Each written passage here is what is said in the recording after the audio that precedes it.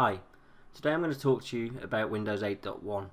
A really common bit of feedback I get about Windows from work colleagues, from friends and family is that it can be difficult to locate files and applications.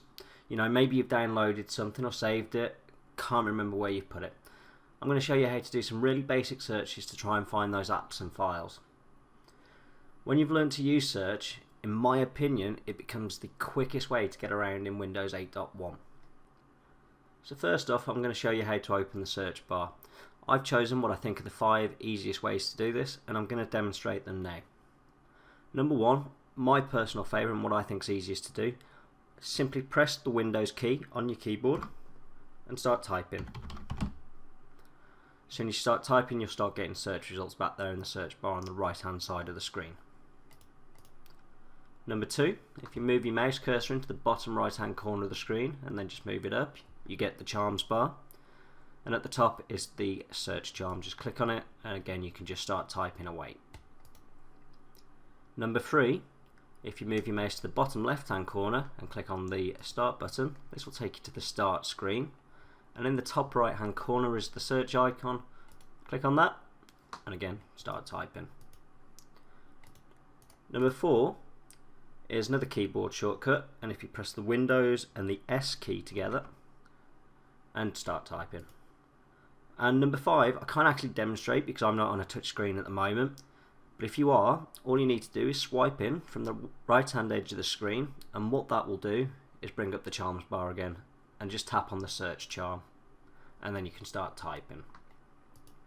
Now what you may have noticed is that all these methods take you to the exact same place, so it doesn't matter which one you use, just pick your favourite and start typing. So now you know how to get to the search bar, I'm going to show you how to use it and do some basic searches. First thing I'm going to do is just search for an app. So I'm going to go to search and I'm going to type in Sky. Okay. So what that's done is brought me back a whole bunch of results. So it's brought back a couple of apps for me. They're at the top of that list there, Sky News and Skype. I can tell they're apps just from the icons. Below that, the two about OneDrive, they are Windows settings. I can tell the Windows icons by the cog icon. All the Windows settings, they'll have that same icon. These two here, they're files. I can tell they're files because they've got a full stop and then 3 letters which indicate that it's a file extension. In this case, they're JPEGs, which are images. Everything below this line is an internet search I could do on Bing. So if I clicked on it, it would take me to an internet search. So now I've typed in Sky, and I actually want the Sky News app. So all I would have to do is type Sky and click on it. There we go, it's opened me up in the Sky News app and I can now browse the news.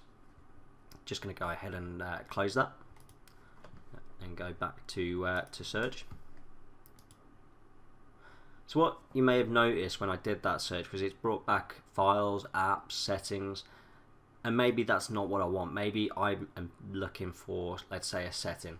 So you may have noticed just above where you type in, there's this word here, everywhere, and a drop down arrow. So if I go ahead and click on that, it gives me some choices. So it gives me a choice of searching everywhere, which, like I say, will bring back files, apps, and settings. Maybe I just want settings, which are, like I say, the Windows settings, so screen resolution, for example, change the background picture, things like that. Files, which could be your documents, your spreadsheets, pictures, those kind of things. I can also do a couple of web-based searches, so I could search Bing for pictures and videos. So I'm just going to go ahead and search for a setting. So maybe I'm not happy with my screen resolution, I want to change it. Now, I'm sure I could find my way around Windows and locate that setting, but perhaps I'm not sure where it is. So I reckon if I type in screen, I'll get a whole bunch of things I can do with the screen. Now, it's quite a smart search, so I've typed in screen. It's figured out that I probably want to do something with my display. So top result, display settings, I'm going to go in there. And there we go, I could change my screen resolution there. I'm not going to, it's on the recommended setting, changing it might ruin the video, so I'm just going to go ahead and leave that. But as you see, that took me straight to that setting, I didn't have to go and find it, so it makes it really easy to get around. Okay, I'm just going to go back to search here. So something else I might want to do is I perhaps made a picture, I don't know where I put it. I remember that I save it as a bitmap. Now to do this you do need to know the file extension, but you could just go onto Google or Bing for example and just say, you know, what are common picture file extensions, and then you can do something really powerful called a wildcard search. So what I'm going to do is put the star in there, and then I'm going to search for bitmap, and there we go. That's returned a whole bunch of bitmap files that I've got sitting on my computer. Now it's only searching in really common locations, so it's searching in my pictures for example, or my documents and those kind of locations. It doesn't search absolutely everywhere. Now if I click on one of these, I'm just going to go ahead and click on that one. There's actually something wrong with that file by the looks of it because it's not loading there, but what that's done is opened it up in my default photo viewer application. Okay, and that's search in a nutshell. That's basic search. That should help you find some files, some applications, and like I say, once you get used to it, it becomes the quickest way to get around Windows. Thanks for watching the video. If you've got any feedback, just leave that in the comments. Next week I'm going to be doing advanced search, so you know, more wildcard searches, how to find files based on size, when they were modified, how to search different locations in Windows. So tune in next week if you want to see some more advanced searches. Once again, thanks for watching.